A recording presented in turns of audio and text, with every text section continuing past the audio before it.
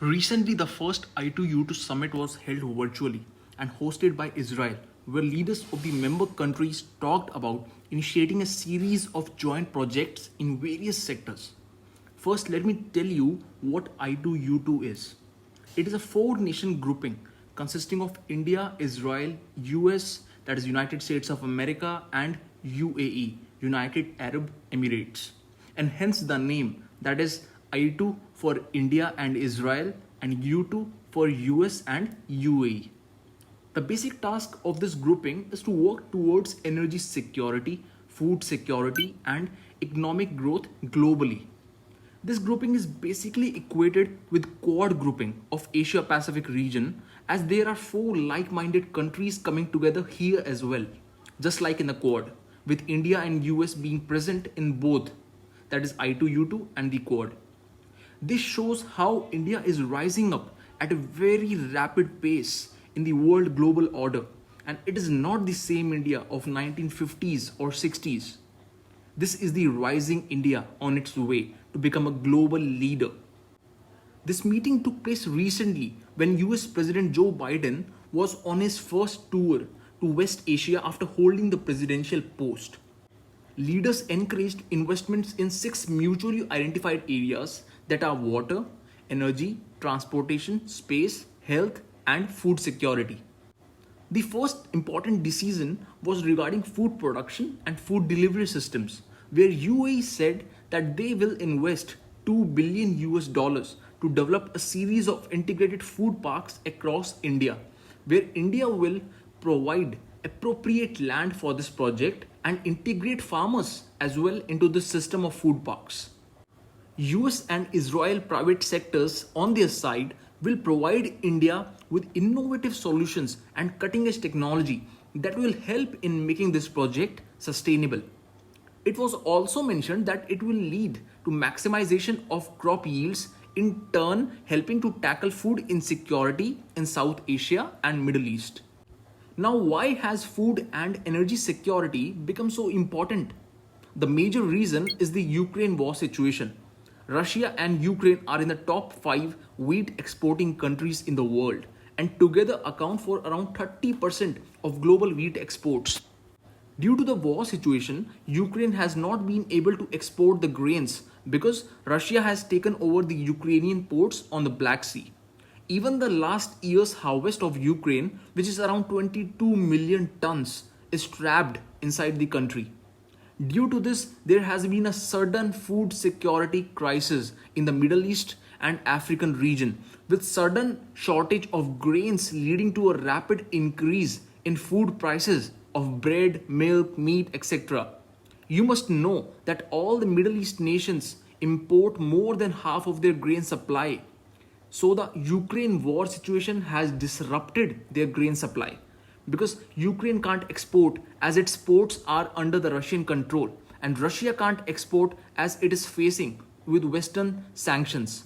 So countries cannot buy Russian grain even if they want to because of the West. Although there has been a first round of talks between the military officials of Ukraine and Russia, with Turkey and UN acting as the mediator, it ended without an outcome. And it's basically because of the stubbornness of Ukraine, along with its inability to form its own independent policy, that is, foreign policy, due to which it is continuously being used by the US since past few months. The US has not stopped supplying arms and ammunition to Ukraine, which has resulted in its total devastation. Let's come back to the I2U2 summit now. So another announcement was regarding a hybrid renewable energy project which will be set up in Gujarat with a total capacity of 300 megawatts in solar and wind power. These kinds of projects include two or more than two types of renewable energy generating sources, such as photovoltaic cells, wind turbines, biomass power generation, etc. Each of these resources have their own drawback if used alone. For example, on windy days, there won't be strong sunlight and vice versa. So if used in synergy, these resources will not only increase efficiency, but will also maintain the balance of power. This will be a 300 million US dollars project where the private sector will be involved in providing critical knowledge and as investment partners. Now, you must be aware India has committed to build up 500 gigawatt of non-fossil fuel capacity by 2030. So this seems to be one more feather added in India's hat and will also help in making India a global hub for alternate supply chains in the renewable energy sector. Talking about some statistics, India has been ranked third in Renewable Energy Country Attractive Index in 2021 and is the third largest energy consuming country in the world.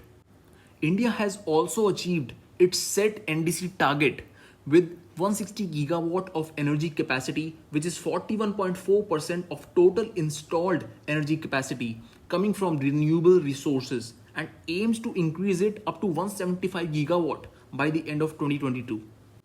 India has the fourth largest installed capacity of renewable energy in the world.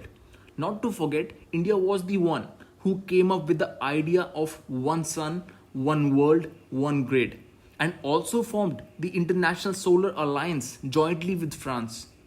This shows how seriously India is taking its renewable energy expansion efforts. Now, coming back to the I2U2 summit, leaders have mentioned in the joint official statement that they support the Abraham Accords. Basically, it's an agreement to normalize the relations between Israel and Islamic Middle East nations. There has been a decades-long tussle going on between Israel and Palestine regarding land occupation. Israel is a Jewish majority nation and Palestine is a Muslim majority nation. Islamic nations in the Middle East support Palestinian people because, of course, they all belong to a common religion, Islam, and therefore has disrupted diplomatic relations with Israel and do not recognize Israel as a legitimate sovereign nation. So the Abraham Accords is an agreement to normalize those bitter relations between Israel and Middle East Islamic countries. US, Bahrain, UAE and Israel are the original signatories of this agreement, with Sudan, Oman, Morocco and Jordan having joined it later. I will make a separate video on the Israel-Arab conflict and Abraham Accords. So that's it for this video. I hope you found the video informative. I will keep you updated in the upcoming videos. Thank you for watching.